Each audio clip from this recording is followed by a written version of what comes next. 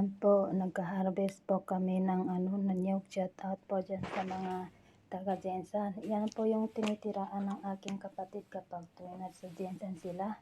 Ayan po, tinatanggal po yung niyog na yan para may parking ng sasakyan ba. Kasi mahirap sa Jensan kasi wala silang parking ng sasakyan. Kasi maraming sasakyan yung iparada dyan. Kaya shout out lang sa taga Jensan, sa pamilya ng kapatid ko.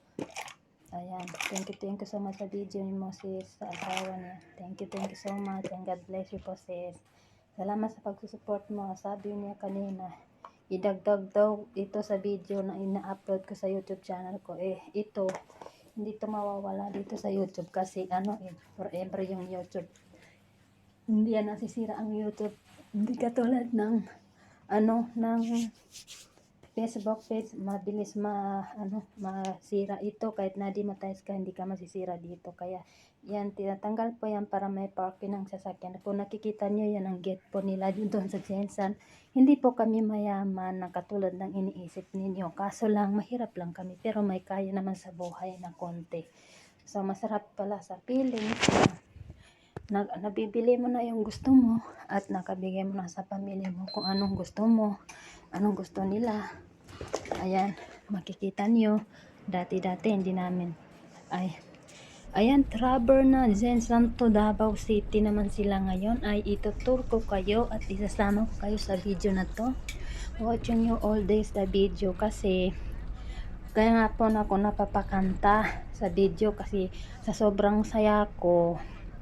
Ayun, napapakanta tayo tuloy, na mekos tayo. Ayan po sila, Jensan to biruin ninyo, nag-rubber pa yung mga kapatid ko.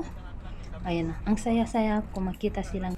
Ayan, welcome to Davao naman sila. Ay, yung pamangkin ko, na diyan naman sila sa Davao. Ayan, biruin ninyo, nag-rubber pa sila sa Bialong Saripagua to Jensan naman ngayon to Davao City, na madaling araw po sila na umalis po doon sa amin para makasama sila dito kasi sinasama ng atin ng asawa ng kapatid ko dito, yung asawa ng mga pamangkin ko at saka asawa ng kapatid ko. So nandito sila today.